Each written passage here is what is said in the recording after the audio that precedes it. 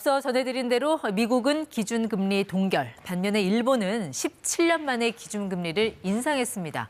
모두가 금리를 내린다는데 일본만 올리는 이유는 또 뭔지, 그래서 우리한테는 어떤 영향이 있을 건지 황세훈 자본시장연구원 선임 연구위원 나왔습니다. 위원님 어서 오십시오. 네, 안녕하세요. 네.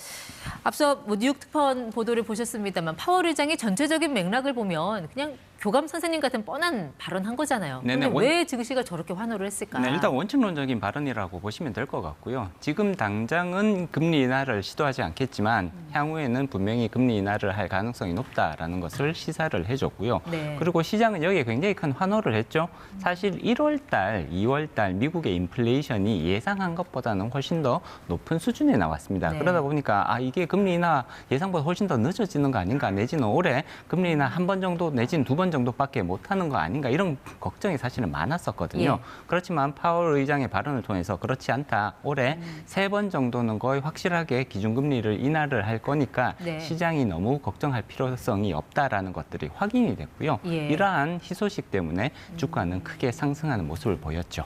성장률도 전망치를 2.1%로 상향 조정했어요. 기존 그렇습니다. 전망치가 1.4%였으니까 1.4의 절반 정도를 더해서 올린 거니까 꽤 많이 올린 거잖아요. 그렇죠. 선장률 전망도 대폭 이제 높이게 되었었는데 사실 이런 부분들은 인플레이션 측면에서 보면 오히려 부담이 되는 요소입니다. 물가 인상이 압력이 되는 요인이죠. 그렇죠. 네. 성장률이 높아질수록 인플레이션이 높아질 가능성이 커지거든요.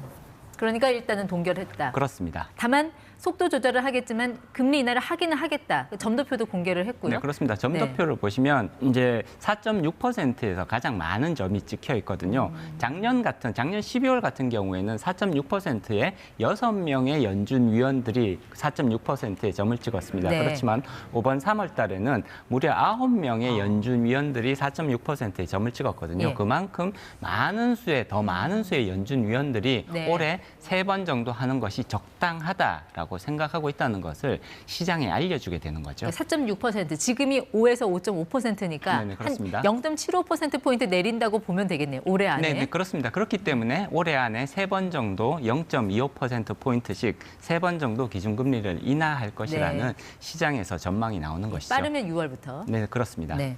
통상적으로 우리가 미국 기준금리에는 관심을 많이 가졌어도 일본 기준금리에는 신경 끄고 살았는데 네네. 이번 주에 좀 깜짝 발표가 있었어요. 네네, 그렇습니다. 일본이 그러니까 한 8년 정도 마이너스 금리를 유지를 했는데 이걸 올린 거잖아요. 네네, 그동안 그렇습니다. 8년 동안 마이너스를 유지한 게 더 놀랍네요.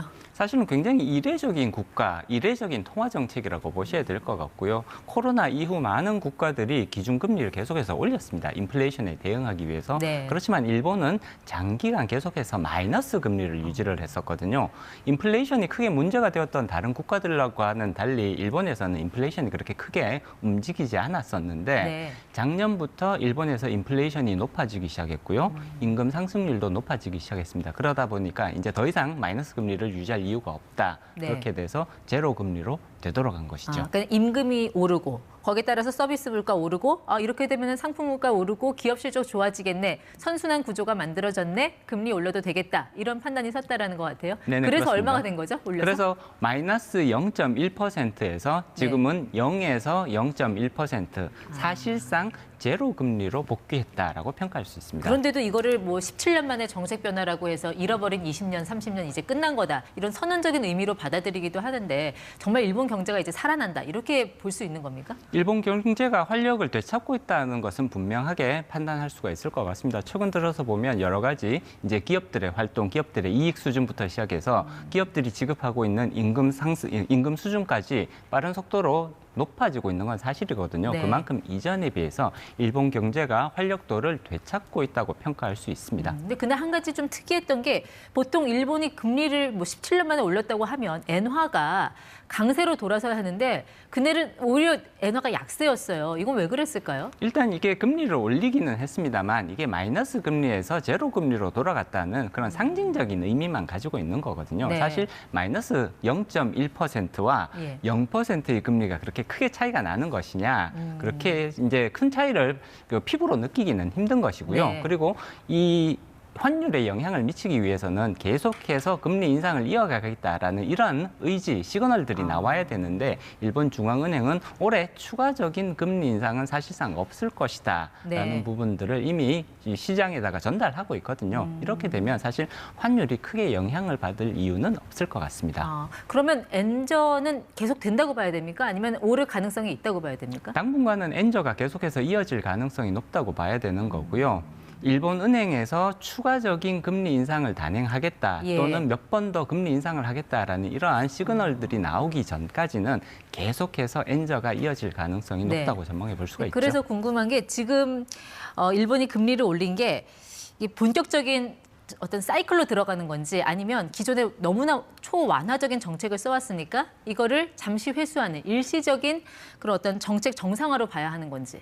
일단 정책 정상화의 의미가 훨씬 더 크다고 평가할 수가 있습니다. 마이너스 금리라는 것은 사실 이렇게 정상적인 통화 정책이라고 보기는 어렵거든요. 네. 그렇기 때문에 마이너스 금리에서 제로 금리로 되돌아갔다는 것은 그만큼 그동안에 약간은 변형된 비정상적인 통화 정책에서 이제 우리가 정상적인 통화 정책으로 변경하겠다라는 그런 이제 방향성의 전환을 보여주는 정도인 거고요. 네. 따라서 여기서 시장에 큰 영향이 나타나기는 어렵다고 볼 수가 있죠. 네, 그동안 일본 기업들 실적이 좋았던 게 이 엔저 효과가 컸잖아요. 그렇습니다. 그래서 또 상대적으로 우리 수출 기업들이 좀 어려움을 겪었고 그럼 이 상태는 당분간 유지가 된다 이렇게 봐야 되는 건가요? 그럴 가능성이 높다고 봐야 되는 거고요. 엔저가 당분간 변하지 않을 가능성이 높고요. 그렇게 예. 되면 우리는 주로 일본 수출 기업들과 우리나라 수출 기업들이 경쟁을 하게 되는데 네. 상대적인 가격 메리트가 일본에 더 있을 가능성이 높습니다. 따라서 당분간은 우리 수출 기업이 네. 일본과의 경쟁에서 다소간의 어려움을 겪을 가능성이 더 크다는 것을 의미하는 거죠.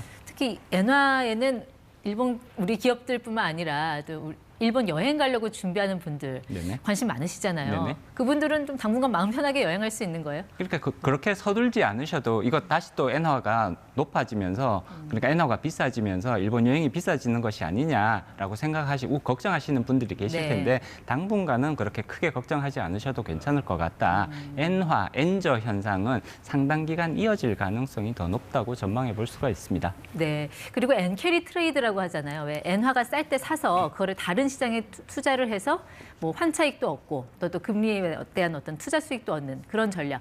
이것도 좀 바뀔 가능성이 있을까요? 앞으로 일본이 계속적으로 금리를 올린다고 한다면. 일단 본격적으로 일본이 금리 인상을 시작하게 된다면 당연히 엔캐리 트레이드에는 굉장히 큰 영향이 나타날 가능성이 높습니다. 현재는 일본에서는 워낙 금리가 낮고 미국은 금리가 높으니까 일본에서 네. 자금을 빌려서 미국에 투자를 하면 예. 이익이 생기는 이제 그런 이제 현상이란 말이에요.